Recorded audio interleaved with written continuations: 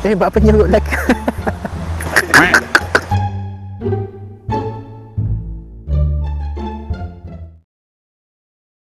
Okey, selepas pada kita membuat rakaman di rumah yang ditinggalkan tu pada video yang lepas, kita terus bergerak ke lokasi seterusnya, iaitu sebuah resort yang sudah lama ditinggalkan.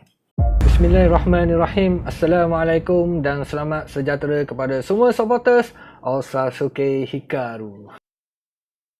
Okey, Alhamdulillah berjumpa pula kita di dalam video pengalaman seterusnya selepas pada video pengalaman di rumah yang ditinggalkan di Kuantan tersebut. Dan video pada kali ini kita akan cuba kongsikanlah pengalaman ketika melakukan aktiviti eksplorasi. Walaupun video pengalaman kali ini kita tak ada footage ataupun video rakaman di resort tersebut, insyaAllah kita akan selitkan beberapa gambar ketika kita membuat rakaman di resort tersebut. Dan terima kasih juga kepada tim Seeker 77 Malaysia kerana memberi keizinan untuk kita ambil sedikit sebanyak footage-footage yang dirakamkan oleh tim Seeker 77 Malaysia. Terima kasih banyak-banyak. Okey, kepada semua supporter ini, sebelum tu saya nak ucapkan jutaan terima kasihlah kerana sentiasa memberikan sokongan yang terpadu kepada OH, Mak Yo dan rakan-rakan YouTuber ataupun content creator yang lain. Ingat, kempen kita iaitu kempen anti skip iklan. Dan insyaAllah saya doakan supaya semoga sentiasa dimurahkan rezeki dan dipermudahkan segala urusan. Dan kepada para frontliner juga, doa kami sentiasa mengiringi anda. InsyaAllah semoga Allah merahmati dan memberkati para frontliner yang berjuang untuk menangani masalah virus COVID-19. Okey, selepas pada kita membuat rakaman di rumah yang ditinggalkan tu pada video yang lepas, kita terus bergerak ke lokasi seterusnya, iaitu sebuah resort yang sudah lama ditinggalkan. Tempat ni agak jauh daripada orang dan hanya berada di tepi pantai sahaja.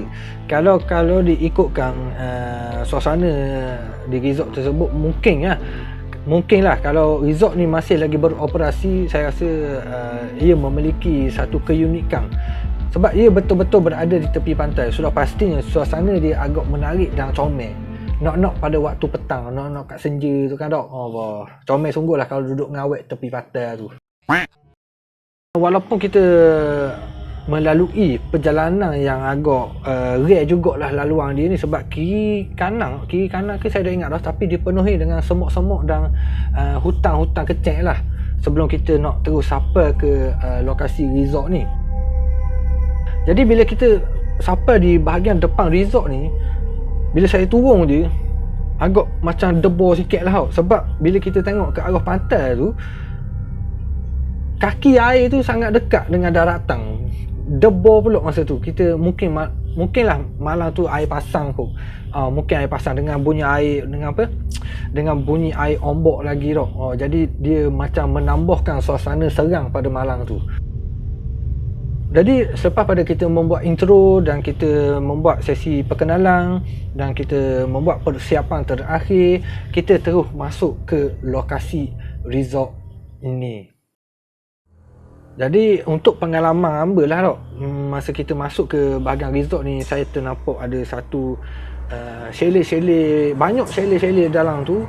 Dan mengikut apa yang diceritakan oleh Seeker 77 Malaysia, di kawasan resort ni terdapat ada satu peti besi.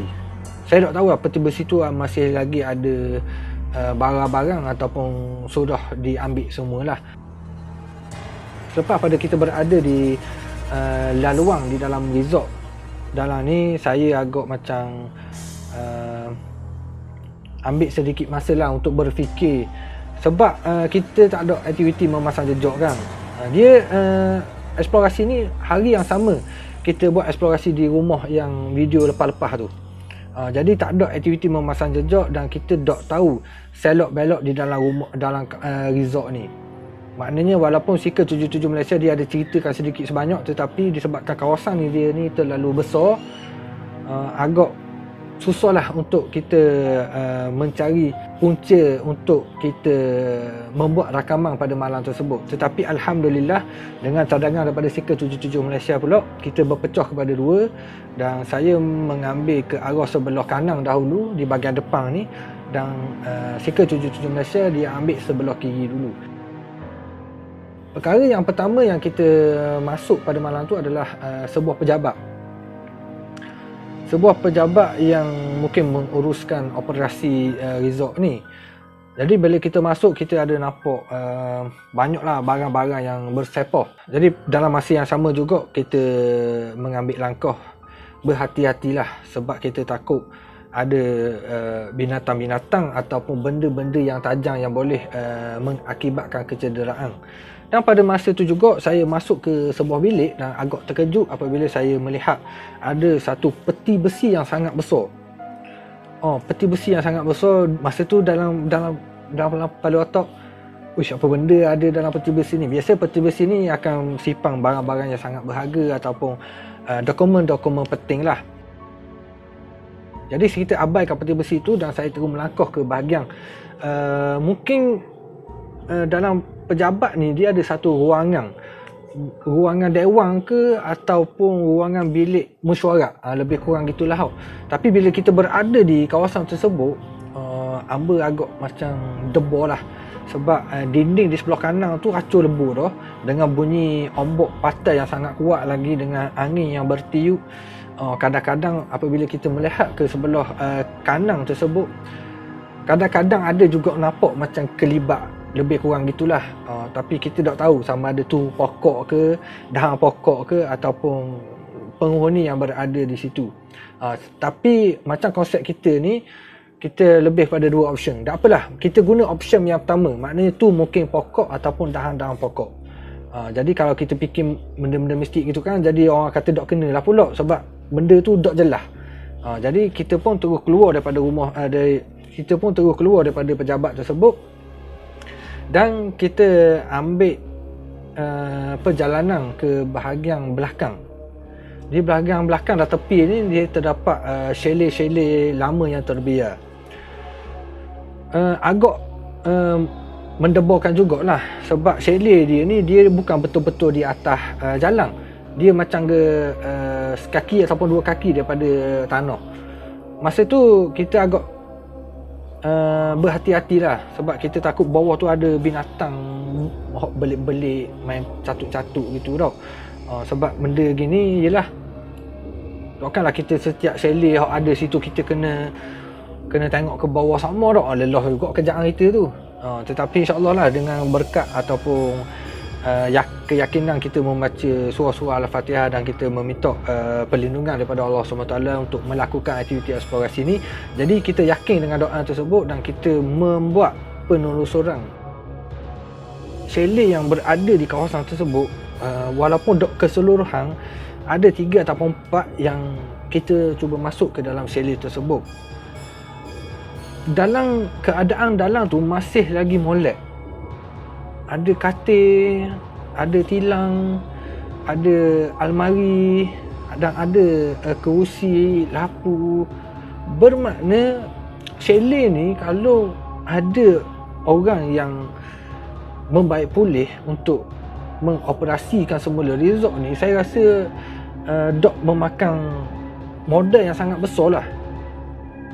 Sebenarnya masa kita berada di dekat chalet ni, macam video yang selepas-lepas yang sebelum-sebelum ni, kita ada kabarkan setiap kali kalau kita explore, kita mesti membuat satu mindset dengan apa yang akan berlaku walaupun kita tak mahu pun benda tu berlaku.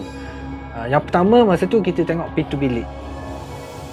Bermakna kalau kita jalan apa semua, kalau kita dengar je pintu bilik macam orang tutup ke orang buka ke, maknanya kita jangan panik. Maknanya sebab kita standby dah daripada awal. Jadi apa yang saya paling tak suka kalau buat aktiviti eksplorasi ni adalah untuk ketika kita nak buka pintu bilik tu, waktu memang suspend gila. Memang suspend gila. Kadang-kadang nak buka tu mai ketor tangan juga benarnya. Sebab kan ni, sebab bila kita buka tu kita takut macam-macam lah dalam fikiran masa tu. Mungkin pengaruh daripada DVD kot, pengaruh tengok filem-filem apa semua kan tau. Jadi tetapi alhamdulillah lah kita cuba buka dan kita tengok suasana di dalam chalet tersebut. Dan ketika kita membuat penelusuran di chalet di bahagian belakang ni, agak terkejut juga apabila kita berjalan, saya merasakan ada sesuatu yang cuba mengikori. Maknanya macam ada orang ikut. Dia ni perasaan gini sama macam kita di PLKM Penuh dan di kuartus JKR di Kuala Lumpur. Perasaan dia tu sama macam ada orang ikut kat belakang. Beberapa kali juga kalau ada footage rakaman pada malam tersebut, boleh tengok 2 ataupun 3 kali hamba pusing ke bahagian belakang. Dan siap hamba mention lagi, hamba kata macam ada orang ikut je belakang ni. Dan lepas pada sekali, 2 kali dan akhirnya 3 kali hamba tak tahan dah. Dan hamba pusing sekali lagi. Hamba macam biasalah, hamba kata ginilah, hamba mari ni sekadar nak explore untuk merakamkan suasana malam di kawasan ni. Tolong jangan ikut.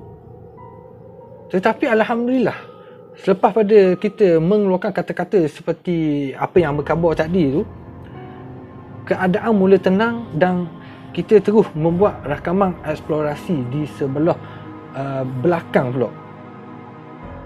Dan apabila kita berada di bahagian paling belakang tu, kita ada nampak satu suasana di kantin rasanya ataupun kafe. Dalam tu kita nampak ada banyak kesan-kesan terbakar. Saya tak pastilah, mungkin dulu ada kes terbakar ataupun ada kes perbuatan daripada budak-budak nakal untuk bakar ke, Allahu alam lah tu tau. Selepas kita melalui sepanjang kafe tersebut, saya khabar ke Mak Yu, apa kata kalau kita buat sesi stay down di kawasan ni. Mak Yu masa tu dia agak pelik lah, sebab jarang hamba buat sesi stay down. Kalau tepat tu kita dah habis pusing lagi. Jadi hamba kata kita stay down dia di atas halang ni. Kamera tu, masa tu kamera duduk di bahagian depan dan saya menghala ke kamera tersebut ke arah bahagian belakang. Ada sebabnya saya membuat stay down pada ketika itu. Mungkin supporter sebelum ini hanya mendengar perkataan stay down. Stay down ni untuk kita macam nak berehat gitulah tau. Sebenarnya stay down ni, kalau mengikut konsep yang kita bawa, dia ada maksud tersurat dan tersirat daripada stay down ni.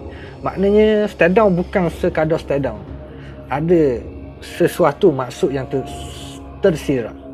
Tapi insyaAllah saya akan cuba mencari masa yang sesuai untuk menceritakan tentang maksud sebenar stay down dan maksud mereka ada di sana.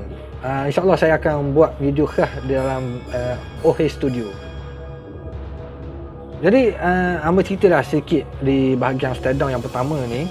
Masa kita melalui jalan tersebut dan di sebelah kiri tu ada kafe, banyak kali hamba ternampak macam ada satu kelibat yang berada di bahagian tingkap. Dia macam tengok gini, faham tak? Lepas tu bila kita tengok, hilang.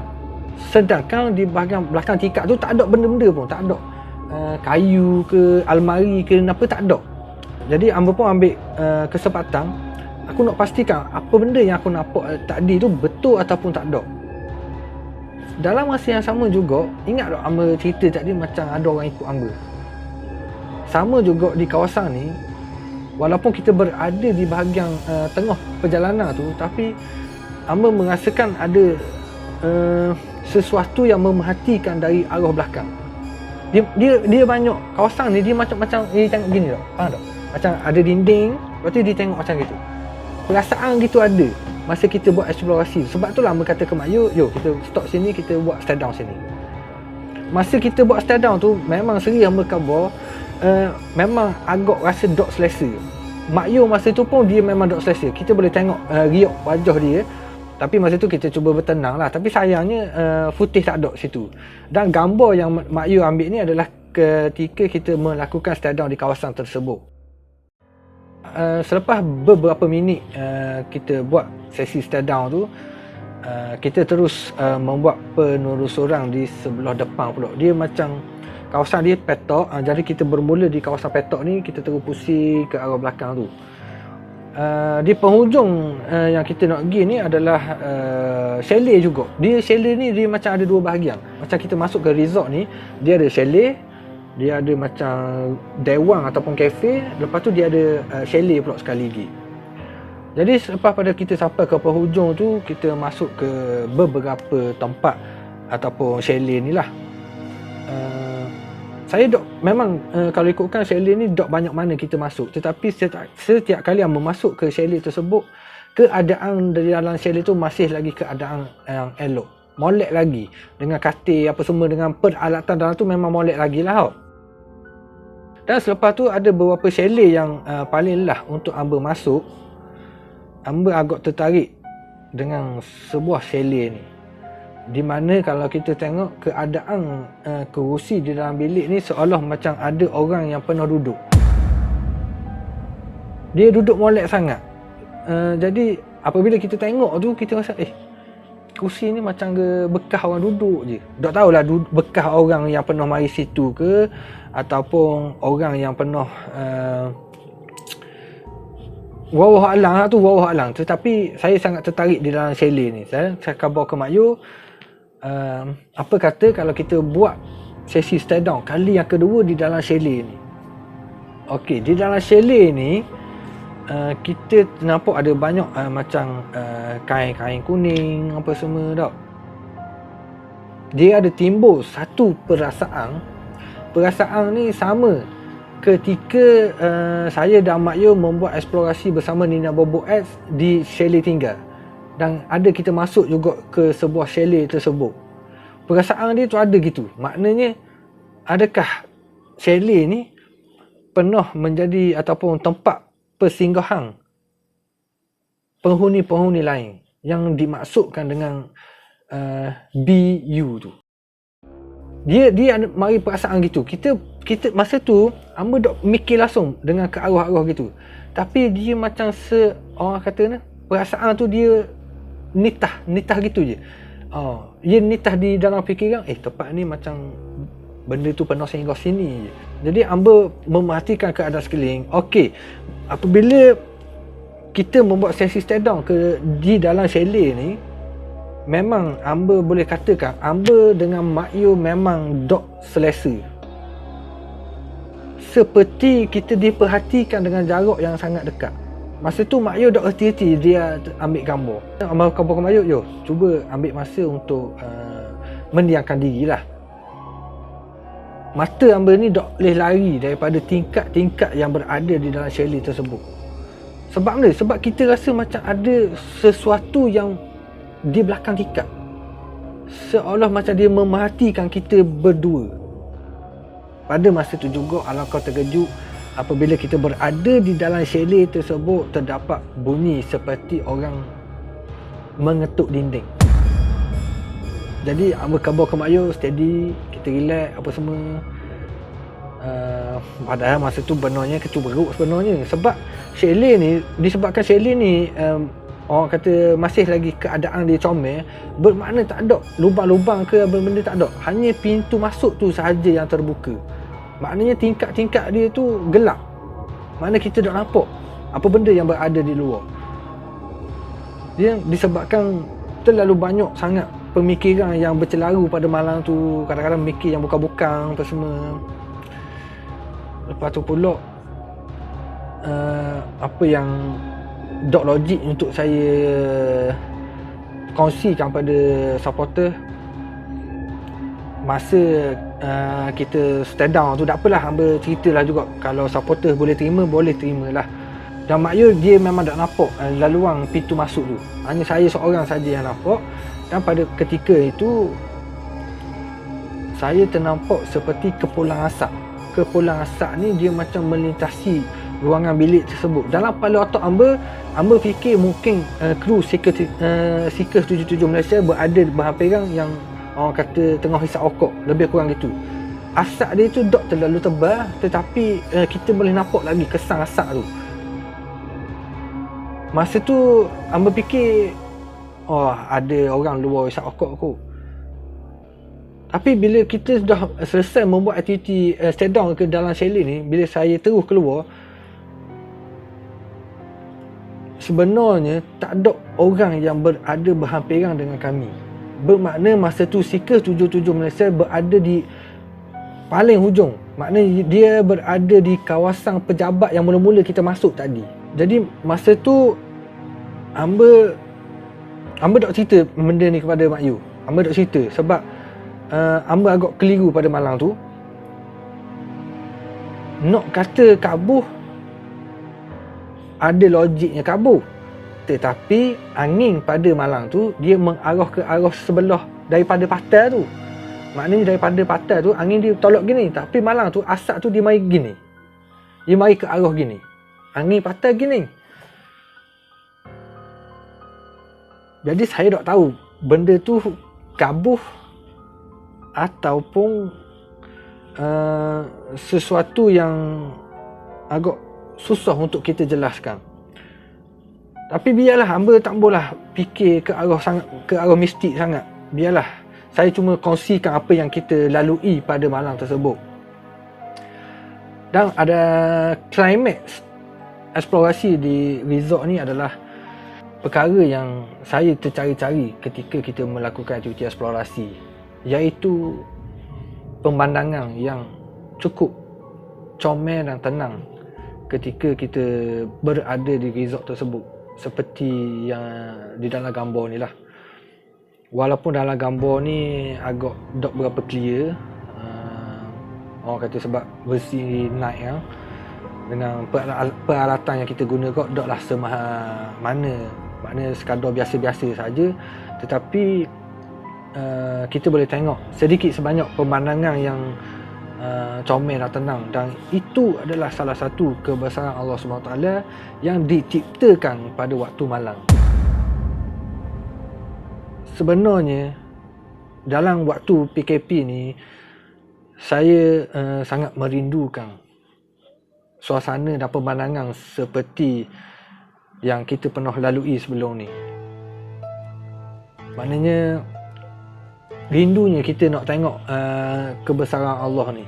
Tapi insyaAllah lah kita cuba doa yang terbaik, semoga virus ni ataupun PKP ni terus dihentikan. InsyaAllah kita akan teruskan membuat aktiviti eksplorasi di tempat-tempat yang terbiak untuk mencari kebesaran Allah SWT yang ada. Jadi itulah sedikit sebanyak pengalaman ketika kita melakukan aktiviti eksplorasi di sebuah resort yang ditinggalkan ni.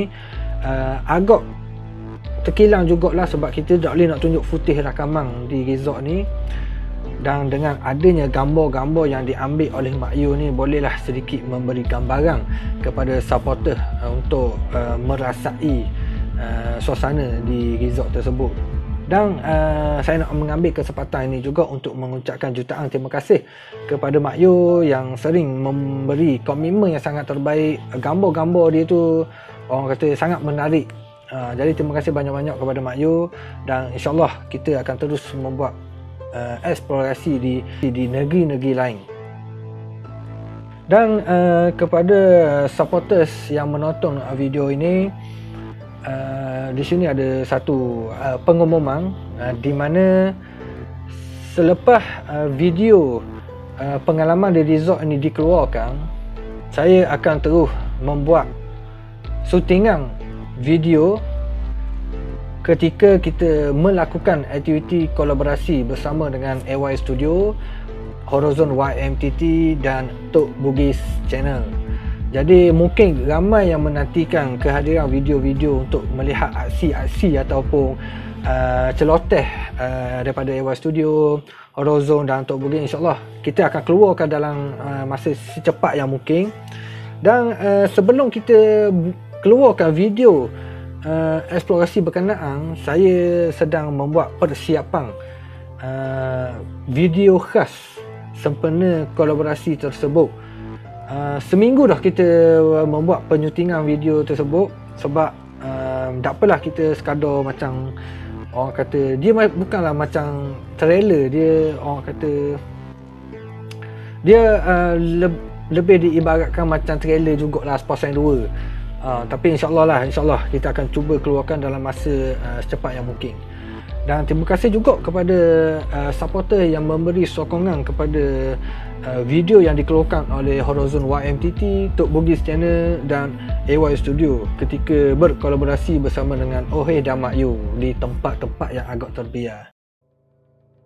Kita tengok dah rakaman daripada hasil daripada rakan-rakan kita yang terlibat dalam kolaborasi tersebut, dan sampailah masanya untuk OH mengeluarkan rakaman-rakaman di tempat yang kita membuat aktiviti eksplorasi.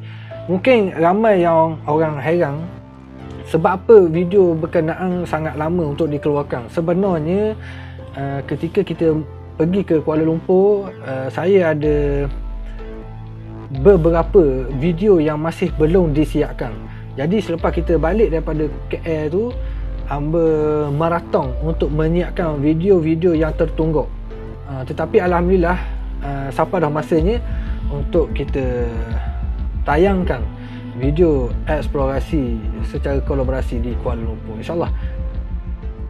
Jadi kepada semua, terima kasih banyak-banyak kerana sudi menonton video ni daripada awal dan sampai akhir. Hak mana skip iklan tu, terima kasih banyak-banyak. Itulah salah satunya tanda menghargai karya-karya content creator seperti kami untuk meneruskan lagi aktiviti eksplorasi ini. Jadi semoga, saya doakan semoga dipermudahkan segala urusan, sentiasa dimurahkan rezeki, amin amin ya rabbal alamin. Dan ini ada sedikit pesanan di mana kami bukan mencari hantu, tetapi kami mencari kawan untuk kita sama-sama bertukar pendapat dan belajar di antara satu sama lain. Maknanya kita support semua konten-konten creator yang terlibat dalam bidang aktiviti eksplorasi. Jadi kepada konten-konten creator yang terlibat dalam bidang aktiviti eksplorasi ini, saya doakan semoga dipermudahkan segala urusan, semoga semuanya selamat pergi dan selamat pulang dan sentiasa dirahmati oleh Allah SWT. Jadi kepada semua, jangan lupa like, share dan komen. Assalamualaikum.